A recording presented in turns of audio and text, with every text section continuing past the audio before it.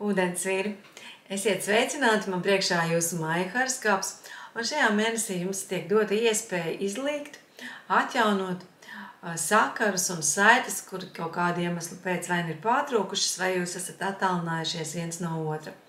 Šis ir arī tāds labs laiks, kad jūs varat saņemt no dzīves kādu pārsteigumu, vai arī jūs paši variet būt kā pārsteigums citiem cilvēkiem.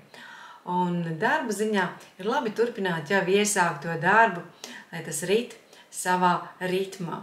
Līdz mēneša vidū ļoti iespējams, ka jums tiks piedāvāti kaut kādi ceļojumi vai būs vairāk komunikācijas ar kolēģiem, tā diezgan aktīva dzīve. Un pēc 15. lielākā daļa no jums var pievērsties ģimenei, varbūt kaut kādi jautājumi, kas tur jārisina, vai jūs pievērsīsieties savas mājas iekārtošanai, mēbeļu pārbīdīšanai, sāksiet remontus. Ļoti iespējams, ka pirmajā mēneša pusē jūs vienkārši gādāsiet materiālus. Te var būt runa arī par celšanu, par dokumentācijas kārtošanu, par pamatu ielikšanu. Tātad kaut kas, kas saistīts ar jūsu ģimeni, dzimtu, māju, var kļūt jums aktuāls. Un veselības ziņā jums ir jāpievēršas hroniskām slimībām vai mantotām slimībām, lai uzlabotu savu imunitāti, noteikti gādājiet par pozitīvām emocijām.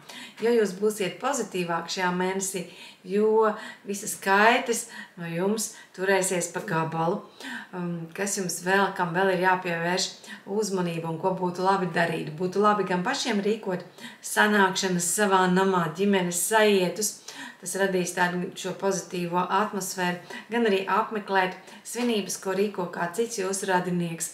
Noteikti neatsakat, it sevišķi, ja jūs esat savu partnera meklējumos, jo zvaigznes piedāvā šo mēnesi iepazīties tieši caur tādiem ģimenes sajietiem mājās. Iespējams, ka par jūsu māju atnāk, nezinu kādu iemeslu pēc, kāds svešinieks vai māsa vai brālis atver kādu savu draugu. Tādā veidā var veidoties romantiskas attiecības šo mēnesi ūdensvīriem. Tie, kuri jau ir attiecībās, tiem zvaigznes saka, ka viss būs labi. Viņi tātad zvaigznes sola saskaņu, spēju saprasties no pusvārda un patiešām tādu līdzenu, patīkamu gaitu attiecībām paredz zvaigznes šomēnes. 23. datumā mums ir pilnmēnesis, un kā tad tas ietekmēs ūdensvīru zīmi?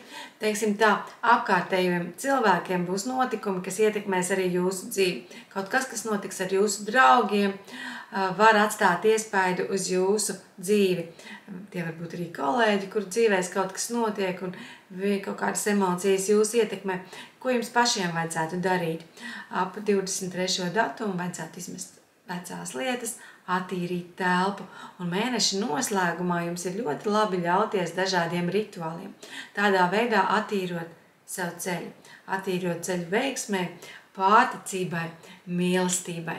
Izmantojiet šo laiku, lai jums veiksmīgs mēnesis. Atā! Visu labu!